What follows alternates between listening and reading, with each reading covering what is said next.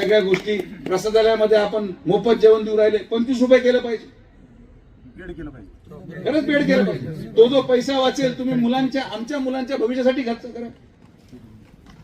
अख्खा देश इथं येऊन फुकट जेवतोय. भिकारी सगळे महाराष्ट्राचे इथं गोळा झाले, हे योग्य नाही. संस्थांनी हा विचार केला पाहिजे की आपण इथं काय करत आहोत. म्हणून नियमावली जर आपण काही करू शकलो, भक्तांना येणाऱ्या प्रसाद मोफत मिळाला पाहिजे.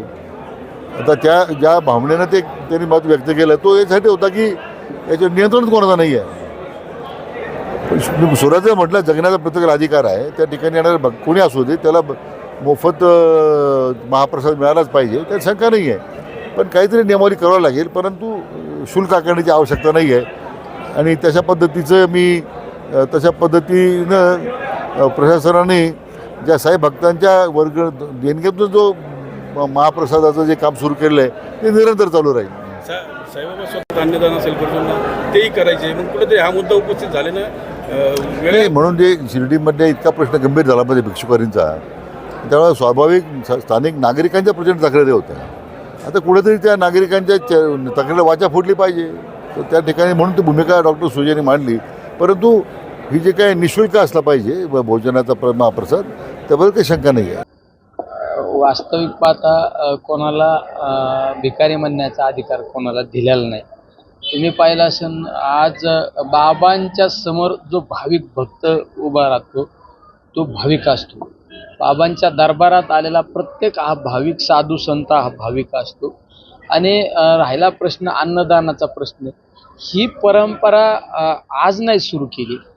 ज्या बाबांना आपण फकीर म्हणून ज्या बाबांकडे पाहिलं त्या बाबांनी अन्नदानाची परंपरा सुरू केलेली आहे आणि ती परंपरा अखंडितपणे आज या ठिकाणी चालू आहे. या शिर्डीमध्ये या देशातील प्रत्येक कानाकोपऱ्यातला भाविक भक्त या ठिकाणी येतो असतो आणि तो प्रत्येक आलेला भक्त आपल्या दातृत्व भावनेतून आपल्या श्रद्धेच्या पोटी या ठिकाणी काही ना काही दान करत असतो आणि त्या दानाच्या माध्यमातून हे अन्नदान चालू असतं.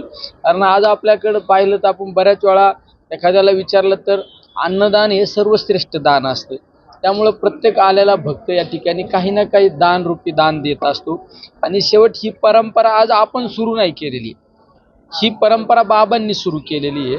त्यामुळं ही गोष्ट त्यांनी जे वक्तव्य केलं हे निंदनीय आहे. हा येणाऱ्या भाविकांचा येणाऱ्या भक्तांचा हा एक अपमान आहे. हा नुसता भक्तांचा अपमान नाही, तो बाबांचा सुद्धा अपमान आहे. काल जेव्हा त्यांचं स्टेटमेंट ऐकलं आणि ज्या पद्धतीने मला ते सांगण्यात आलं त्यावर काल संध्याकाळी सुजय विखेंचा मला स्वतः फोन आला होता. आताही ते कार्यक्रमामध्ये माझ्या बरोबर होते. त्यांनी सांगितलं की काही लोक हे बसच्या माध्यमातून किंवा ट्रकच्या माध्यमातून या ठिकाणी शिर्डीमध्ये येतात, दिवसभर या ठिकाणी राहतात आणि व्हाईटनर वगैरे अशा प्रकारच्या नशा ते लोक करतात आणि त्या लोकांना पायबंद घालावा हा माझा उद्देश होता.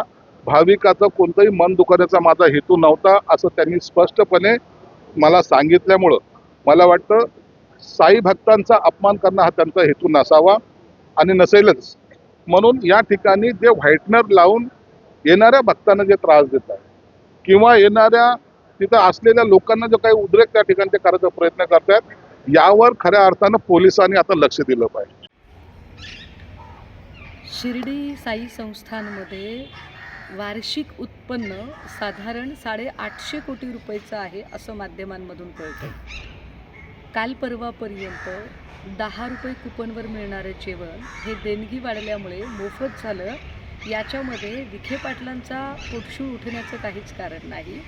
मात्र सुजय विखे जेव्हा सरसकट भिकारी असा शब्दप्रयोग करतात तेव्हा ते फक्त साई भक्तांचाच अवमान करतात असं नाही, तर साईबाबांनी आयुष्यभराचं जे तत्त्वज्ञान जपलेलं आहे त्याचासुद्धा एका अर्थाने ते अव्यर करतात.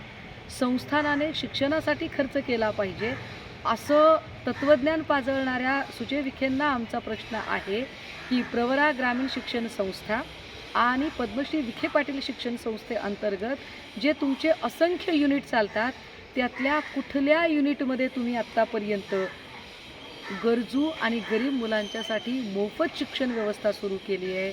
आधी स्वतः अंमलात आणा आणि मग इतरांना सांगा.